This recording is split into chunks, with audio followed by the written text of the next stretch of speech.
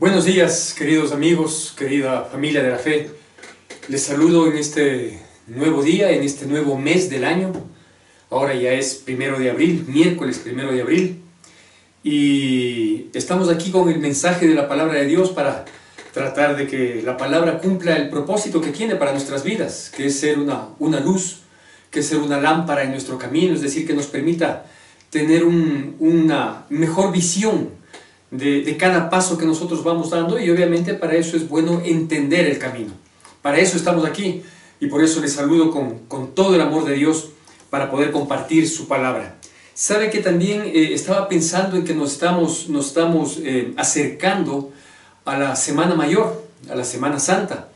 Este próximo domingo, Dios mediante, es el domingo en el que se recuerda la entrada de Jesucristo, la entrada triunfal de Jesucristo a Jerusalén. Y este punto que recordamos este próximo domingo, y todo lo que viene la semana próxima, que se conoce como la Semana Santa, y que es el recordatorio de los últimos acontecimientos en el plan de salvación de Dios a través de su Hijo Jesucristo, para luego conmemorar el evento más grande de la humanidad, que es la muerte y resurrección de Jesucristo, con lo cual se concluye un plan redentor. Todo esto es ya la próxima semana, es decir, por días estamos quizás a 4 o 5 días del tiempo más glorioso que en la historia pudo haberse dado. Y a propósito de eso, mientras le pedí a Dios la dirección para saber qué tenemos que compartir en esta oportunidad, y viendo todo lo que está pasando, que no podemos inhibirnos de la situación que estamos viviendo, pensaba precisamente en esos días, en los días de aquella época, en los días previos a la recta final del plan redentor de Dios. Y hubo una situación curiosa en aquellas épocas, ¿sí? Quizás en un equivalente a los días que faltan para el inicio de la Semana Santa. Hubo una situación curiosa que motivó una conversación de Jesucristo con sus discípulos y que quedó plasmada en la palabra de Dios. Y esta se refiere a aquella apreciación que dio Jesucristo cuando la gente miraba el templo en Jerusalén.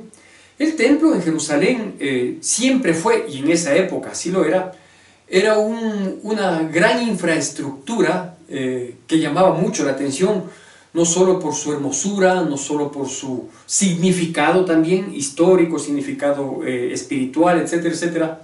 Pero quizás lo que más primaba en esa época era la majestuosidad del templo, ¿sí? Y de ahí, de esta conversación, nace todo un tema que es el que yo quisiera un poco recordarlo ahora y compartirlo, y para eso me voy a tomar como referencia en el Evangelio de Lucas. Se encuentra también en otros evangelios, como en el Evangelio de Mateo, pero yo voy a tomar como referencia en el Evangelio de Lucas, capítulo 21, esta conversación y una parte de lo que generó esta conversación. Y dice así, Lucas capítulo 21, versículos del 5 en adelante, dice: y a unos que hablaban de que el templo estaba adornado de hermosas piedras y ofrendas votivas, dijo: en cuanto a estas cosas que veis, días vendrán en que no quedará piedra sobre piedra que no sea destruida. Y le preguntaron diciendo: Maestro, ¿cuándo será esto? ¿Y qué señal habrá cuando estas cosas estén por suceder? Él entonces dijo: mirad que no seáis engañados, porque vendrán muchos en mi nombre diciendo: yo soy el Cristo, y el tiempo está cerca, mas no os vayáis en pos de ellos. Y cuando oigáis de guerras y de rebeliones, no os alarméis, porque os es necesario que estas cosas acontezcan primero, pero el fin no será inmediato. Entonces le dijo: se levantará nación contra nación y reino contra reino, y habrá grandes terremotos y en diferentes lugares hambres y pestilencia, y habrá terror y grandes señales del cielo. Pero antes de todas estas cosas os echarán mano y os perseguirán y os entregarán a las sinagogas y a las cárceles, y seréis llevados ante reyes y ante gobernadores por causa de mi nombre. Y esto os será ocasión para dar testimonio. Proponed en vuestros corazones no pensar antes cómo habéis de responder en vuestra defensa, porque yo os daré palabra y sabiduría, la cual no podrán resistir al contradecir todo lo que os pongan. Mas seréis entregados aún por vuestros padres y hermanos y parientes y amigos, y matarán a algunos de vosotros, y seréis aborrecidos de todos por causa de mi nombre. Pero ni un cabello de vuestra cabeza perecerá.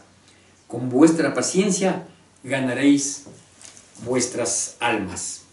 Hasta ahí nada más quiero llegar, que es del versículo 19, es decir, desde capítulo 21 de Lucas, desde el versículo 5 al versículo 19, se relata esta conversación que había sido dada quizás unos pocos minutos antes, ¿sí? unos días antes, perdón, de que tenga la entrada triunfal de Jesucristo a Jerusalén. Y más o menos hoy estamos recordando, o estamos prestos a recordar esta situación. Y creo que el tema viene muy a colación con lo que está sucediendo y con lo que nosotros debemos mirar desde una perspectiva espiritual. ¿Cuál fue la conversación? Dice que unas personas estaban mirando el templo y estaban mirando la hermosura del templo.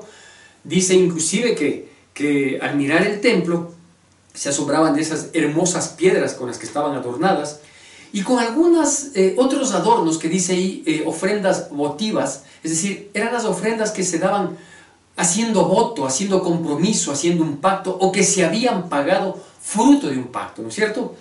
Y claro, las mejores ofrendas, las más destacadas, las más caras, las más costosas, las más suntuosas, eran expuestas en el templo. Y Jesús, al entender el pensamiento, el entendimiento, el verdadero sentimiento que había por parte de las personas que se consideraban ser parte del templo, es decir, de los judíos, ¿no es cierto?, de los judíos de aquel entonces, Jesús expresa estas palabras y dice, ¿sí ven lo que hay ahí? Sí. Dice, vendrá un tiempo en que no quede piedra sobre piedra, es decir, yo voy a destruir ese templo y yo lo voy a reedificar, ¿no es cierto?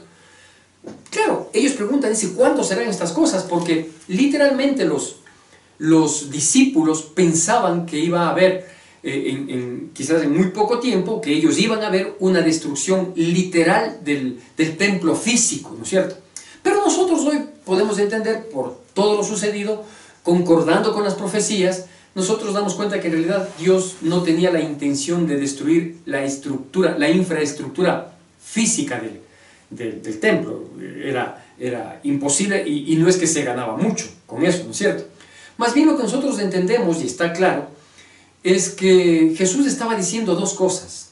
La primera cosa que estaba diciendo es que lastimosamente con el pasar del tiempo, la gente que le sigue a Jesús, la gente que tiene una reverencia por Jesucristo, iba a llegar a tener una apreciación equivocada de lo que era el templo, que en este caso sería mejor de llamarle iglesia, ¿no es cierto? Nosotros hoy llamamos templo e iglesia a la infraestructura física, o también llamamos iglesia al grupo humano, ¿no es cierto?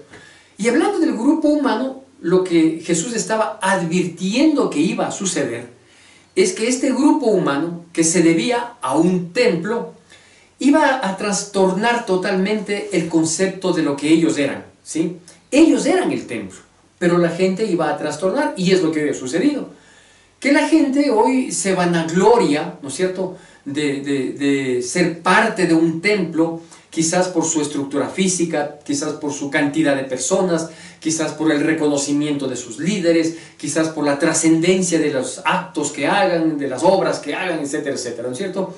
Y cayeron exactamente en lo que había caído el pueblo judío en esa época, es decir, ellos no eran unos verdaderos comprometidos con Dios, no era un verdadero pueblo humilde, sencillo, dispuesto, obediente, sujeto, con compromiso, ¿no es cierto? No, con una consagración, no eran eso, más bien ellos habían pasado a ser una parte de la publicidad del templo, igual a lo que está sucediendo hoy. ¿Qué pasa hoy en día? Pues hoy en día está sucediendo exactamente lo mismo, ¿no es cierto? Que es, digo, la primera cosa que tenemos que apreciar, que lastimosamente hoy el ser cristianos se ha vuelto de mucho tiempo acá, tristemente, una etiqueta, ¿no es cierto? Una etiqueta que en parte está diciendo, yo ya no soy de tal religión, o yo ya no soy religioso, o yo ya quizás superé ciertos actos de mi vida, ciertos errores de mi vida, ¿no es cierto? Y por eso quizás tengo una jactancia, quizás tengo una vanagloria, quizás me siento en la obligación, o Dios se siente en la obligación de bendecirme porque soy cristiano, ¿no es cierto? Porque yo estoy en la verdad, etcétera, etcétera. Una verdad que no es demostrada precisamente en nuestras vidas, ¿no es cierto? Entonces la segunda cosa que dice Jesucristo es, si ven todo ese orgullo, esa jactancia, esa vanagloria, ese membrete que se han puesto y que es toda la... tratan de mostrar ¿qué le digo? Una superficialidad en este sentido. Dice, yo me voy a encargar de destruir esto. Y esta es la segunda cosa que refiere Jesucristo en esos pocos versículos. ¿Sí? Por un lado, la jactancia del templo, de permanecer, de ser parte de, ¿no es cierto? Y creernos que como cristianos, no, pues conocemos la verdad, como cristianos somos los bendecidos, que los cristianos no nos va a pasar nada, que todo va a ser perfecto. Sí, dice, sí, en realidad esos son los pensamientos de Dios para nuestras vidas, pero sin dejar de ser humildes, sin dejar de cumplir un compromiso, sin dejar de vivir en santidad, sin dejar de ser compasivos, misericordiosos.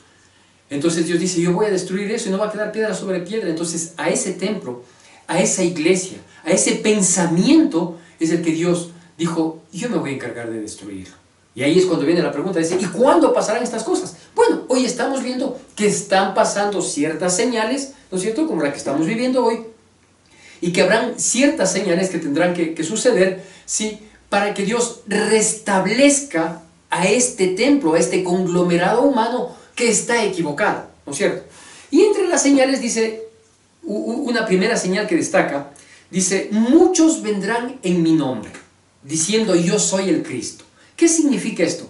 Que efectivamente, de manera literal, sí habrá uno que otro loco que venga y diga, yo soy el Redentor, o yo soy, a mí tienen que seguirme. Por ahí apareció años atrás, hace unos 20, 22 años quizás, había un personaje que se decía Dios y que llegó a tener mucho dinero y que tuvo 5 esposas. Bueno, y a la postre, él mismo hablaba del mismo y él mismo profetizaba del mismo y a la postre murió. De hoy para mañana murió. Y no se supo más ni de él ni de su grupo, ¿no es cierto? Pero no todos vendrán con esa intención o con esa presentación de decir yo soy el Cristo, sino que muchos vendrán diciendo que vienen en nombre de Él. Y esto les va a traer un poquito de jactancia, esto les va a traer un poco una intención errada de lo que significa ser un siervo de Dios, ser una sierva de Dios, ¿no es cierto? Entonces buscarán muchos ser destacados, muchos ser reconocidos, muchos trascender con aspectos humanos, ¿no es cierto? Con situaciones que quizás solo ellos los pueden crear, alguna cosa así. Algunos inclusive buscarán 2 tipos de cosas, que son las que se están buscando hoy en día, porque no podemos cerrar los ojos, ¿no es cierto? Un tipo de cosas que estarán buscando es reconocimiento, ¿sí? Que la gente les rodee, que la gente les diga, qué lindo pastor, qué lindo hermano, gran siervo, etcétera, etcétera, ¿no es cierto? Que reconozcan quizás tal o cual situación, que sí, a lo mejor de buena fe se lo puede hacer, ¿no es cierto? Por un lado.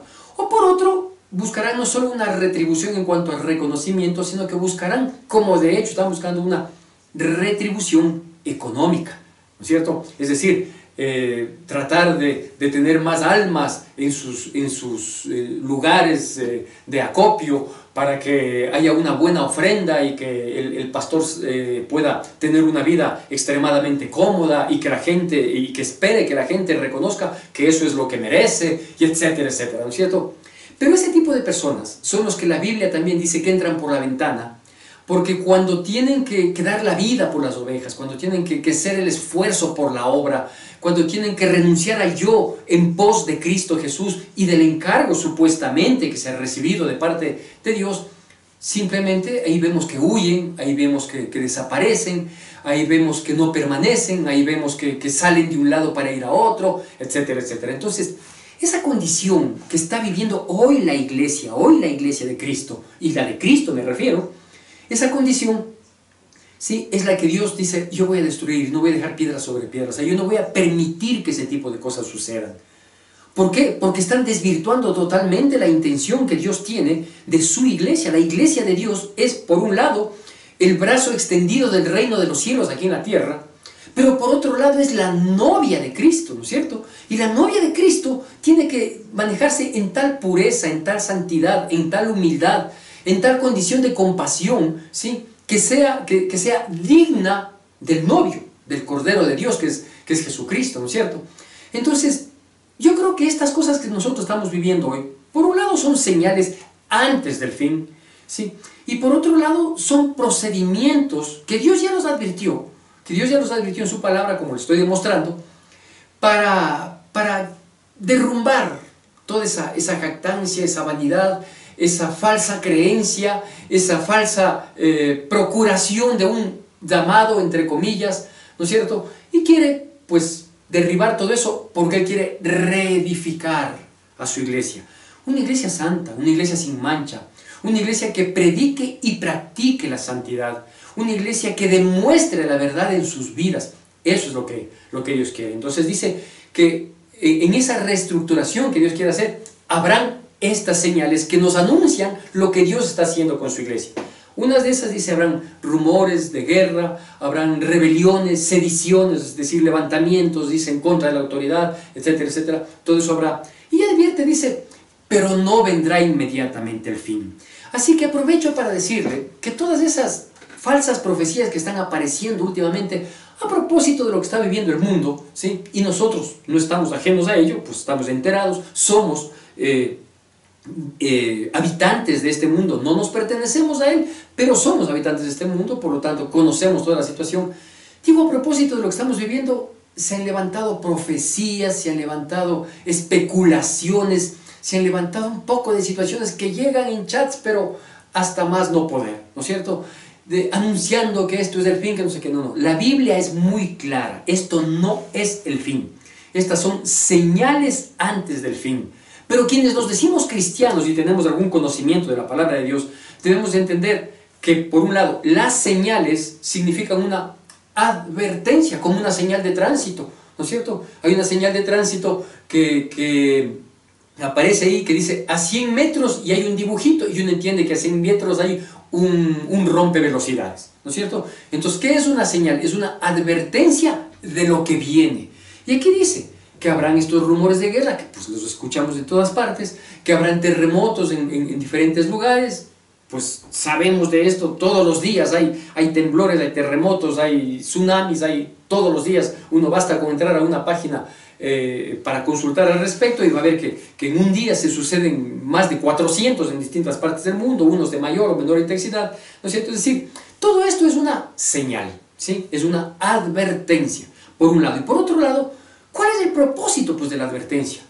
Así como le doy el ejemplo de que hay una señal en las carreteras principalmente que dice a 100 metros y un dibujito que nos muestra que es un rompevelocidades, está diciendo baja la velocidad para que cuando pases por ahí, pases despacio y ni tú te estropees ni le dañes al vehículo, ¿no es cierto? Y si tienes que bajar la velocidad es porque es necesario bajar la velocidad, porque quizás más adelante hay un cruce de personas, o más adelante hay una escuela, o más adelante hay unas curvas peligrosas, cualquiera sea el motivo, pero es una advertencia para evitar una catástrofe, ¿no es cierto? Entonces esto es igual.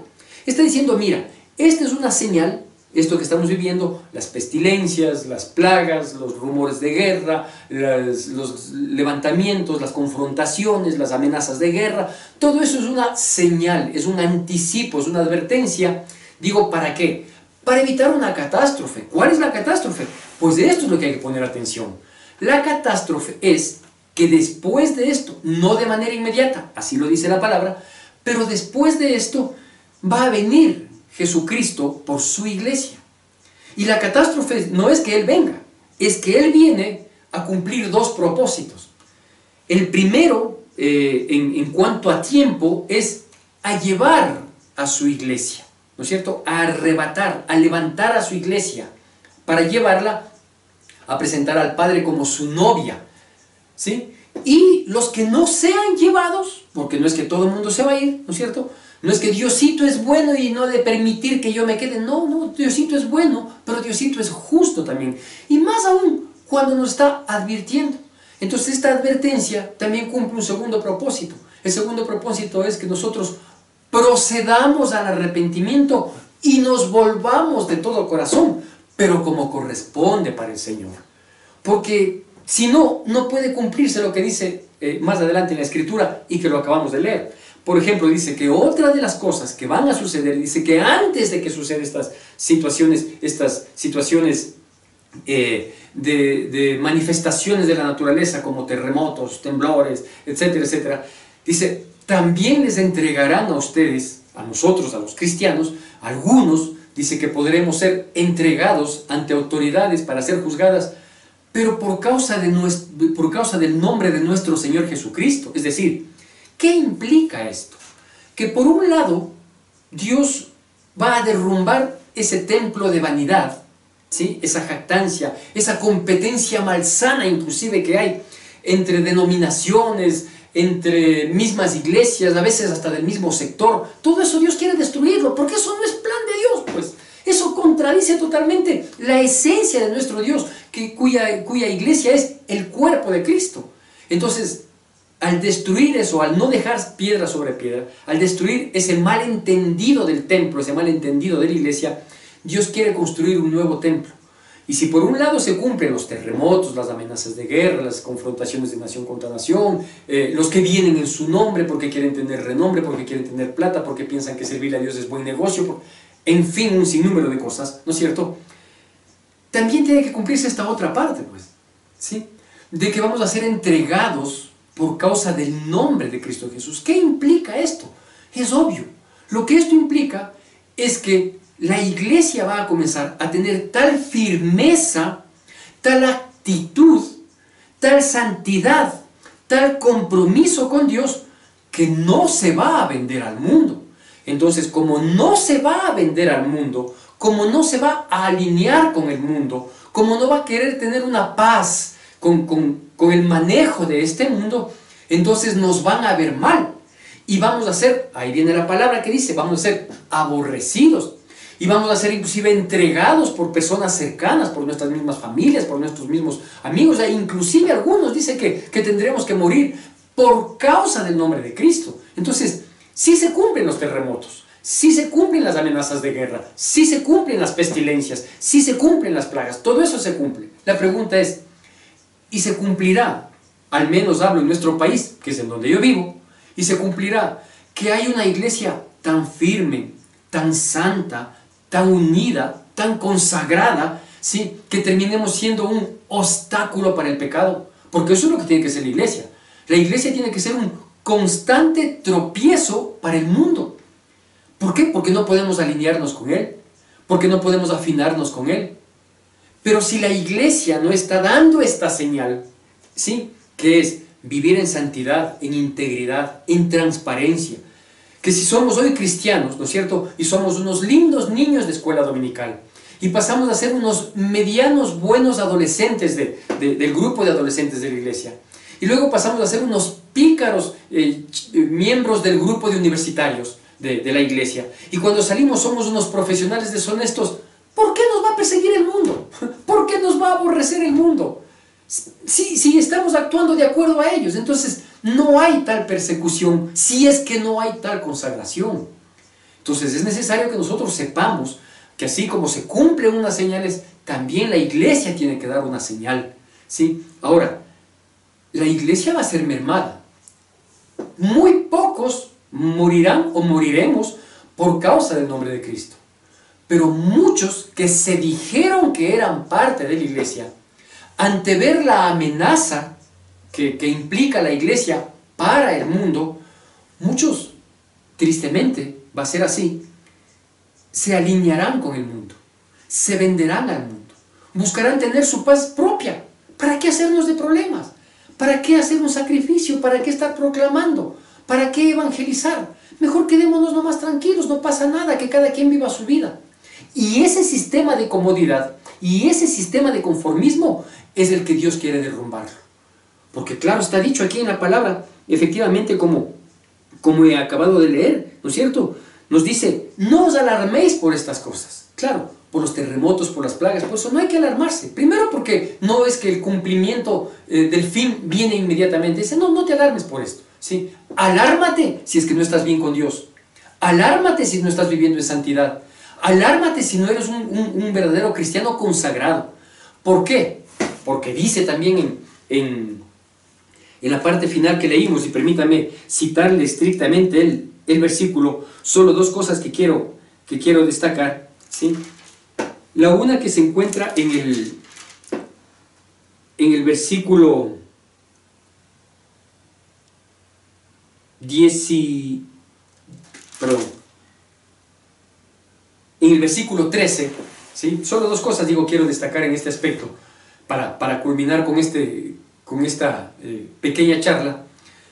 En el versículo 13 dice que cuando nosotros tengamos ese nivel de compromiso, ¿sí? Que terminemos siendo aborrecidos por el mundo. No podemos terminar siendo panas del mundo, no podemos terminar siendo amigos del mundo, no podemos coexistir con el mundo, porque es imposible que vivan la luz y las tinieblas, pues, ¿no es cierto? No podemos vivir en yugo igual con el pecado, con la deshonestidad, con la lujuria, con la lascivia, con la corrupción. No podemos, pues. Entonces, los que somos cristianos, ¿no es cierto?, vamos a ser la luz en medio de la oscuridad.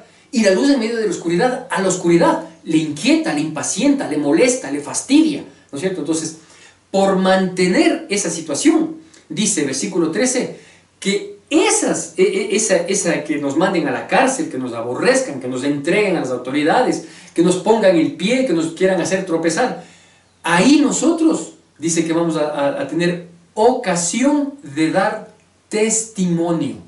¿Sí se da cuenta? Entonces, no es que solo, uy, el terremoto, ya viene el fin del mundo, uy, una plaga, una pandemia, viene el fin del mundo. No, no, sí, falta mucho.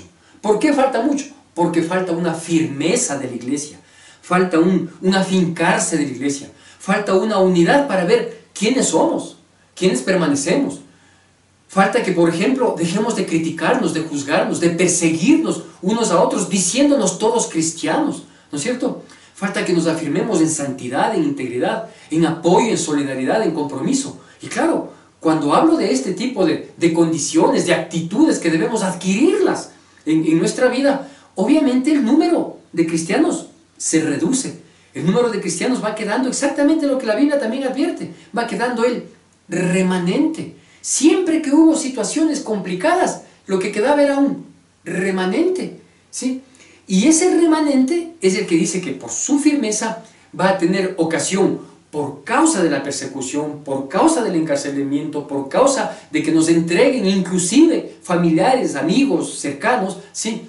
Va a ser ocasión para dar testimonio. Entonces, cuando nosotros tenemos ocasión de dar testimonio, ¿qué es lo que vamos a decir? La Biblia nos dice que no nos estemos preocupando por qué vamos a decir en ese momento, sino que Dios mismo nos va a dar tal sabiduría y tal palabra en ese momento que nadie va a poder decir nada, que todo el mundo se va a quedar ¡wow!, ¿no es cierto? Va a quedarse asombrado.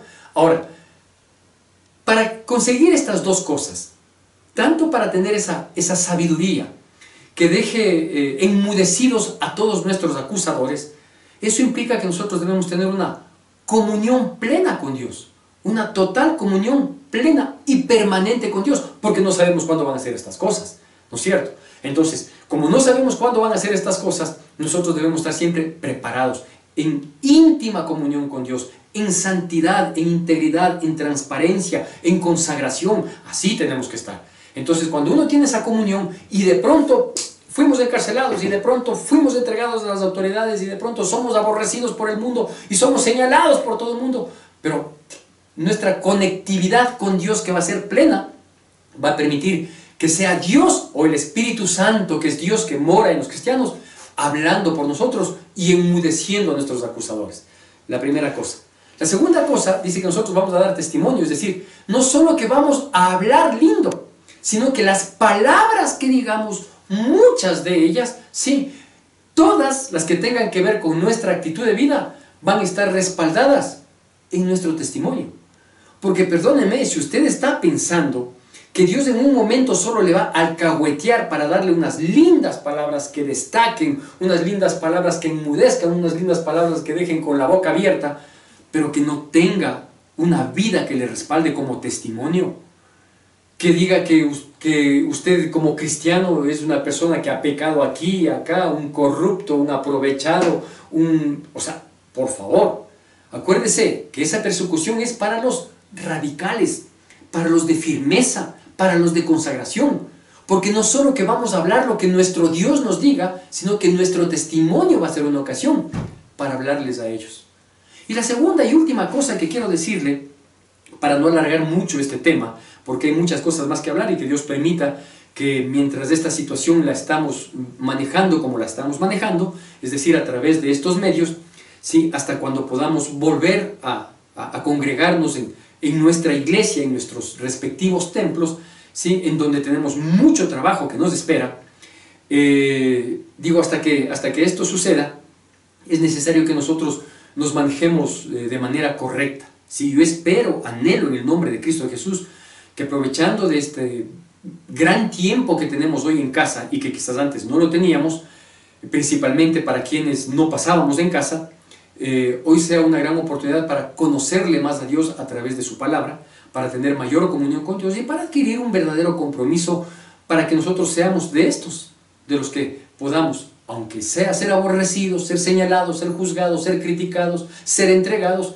pero que nuestro testimonio respalde las palabras que Dios ponga en nuestras vidas. Y digo, la segunda situación que va a pasar y que también es una señal que no se está dando, por lo tanto digo, no se apresure, ¿sí? no se inquiete diciendo, ya viene, no, yo oí el otro día tal profecía que decía que... Tranquilo, no pasa nada, ¿no es cierto? Esto va a pasar, vamos a tranquilizarnos y el resultado va a ser, ¿sí? Ver qué pasa con la iglesia, cuál es el comportamiento de los que verdaderamente nos decimos cristianos, ¿no es cierto? Ahí va a ser una gran señal, y esa sí va a ser una señal más cercana a la venida de nuestro Señor Jesucristo. Digo que la última cosa es que nos dice aquí en el versículo 19, que fue a propósito el último versículo que me permití leer, y lo voy a repetir, ¿sí? Acá en el versículo 19 dice, 18 y 19 dice, pero ni un cabello de vuestra cabeza perecerá, es decir, Dios nos está garantizando un cuidado, una protección. Dice, con vuestra paciencia ganaréis vuestras almas. ¿Sabe qué va a pasar? ¿Sabe qué señal está faltando y qué señal tiene que suceder? Obviamente, si es que nos predisponemos como hijos de Dios. Lo que tiene que suceder y qué es lo que está faltando es que el compromiso y la consagración de los verdaderos cristianos, ¿sí? Por un lado, con su testimonio respalden las palabras, que es lo que acabo de mencionar, y la última cosa que le digo que quiero mencionarle, es que con el testimonio y con paciencia ganemos muchas almas. Es decir, esto que hoy estamos viviendo, esto que hoy estamos pasando, ¿sí? Nos puede dar a nosotros la pauta de saber si es que la actitud que estamos manteniendo hoy en día es una actitud que permite ganar almas y tener la paciencia para aquello, ¿no es cierto? Tener la paciencia. La impaciencia no necesariamente es únicamente la desesperación, sino que la paciencia es el perseverar, el persistir, el insistir en que este es el tiempo para ganar almas para Cristo. Claro que sí. ¿Sí? En vez de que usted esté recibiendo tanto mensaje y reenviando tanta cosa que no edifica, que no satisface, que no complace, que no ayuda, que no procura, que no trae paz, haga una cosa pues, de su propia cuenta, ¿sí? Que le nazca un lindo pensamiento, dígale a Dios que le dé una buena palabra, que le dé un versículo, ¿sí? Y usted comience a mandar a sus contactos, contrarrestando toda la lluvia, la tormenta, no solo de falsa información que tenemos al respecto de lo que estamos viviendo, sino también de tanta basura que se recibe a través de las redes. Porque con paciencia hay que ganar las almas para Cristo. Eso dice. ¿Y qué dice que es en el mismo tiempo? En el que habrán terremotos, en el que habrán pandemias, en el que habrán pestilencias, en el que habrán rumores de guerra, etcétera, etcétera. Tenemos que coincidir en el tiempo. No nos quedemos atrás como iglesia. Si Dios nos está llamando a nosotros, a los que nos decimos cristianos, ¿no es cierto? Si Dios nos está llamando a que revisemos nuestras vidas para que nosotros seamos del remanente, de un remanente firme, de un remanente fiel, de un remanente leal, de un remanente valiente, de un remanente perseverante, ¿sí? Entonces Dios va a poder contar con nosotros para mostrar la señal que falta, que es una iglesia firme, es decir, que derrumbe ese templo que solo brillaba por su hermosura exterior, ¿sí? Que derribe toda piedra sobre piedra y que vaya construyendo la verdadera novia de Cristo, una iglesia santa y sin mancha. Eso es lo que Dios espera.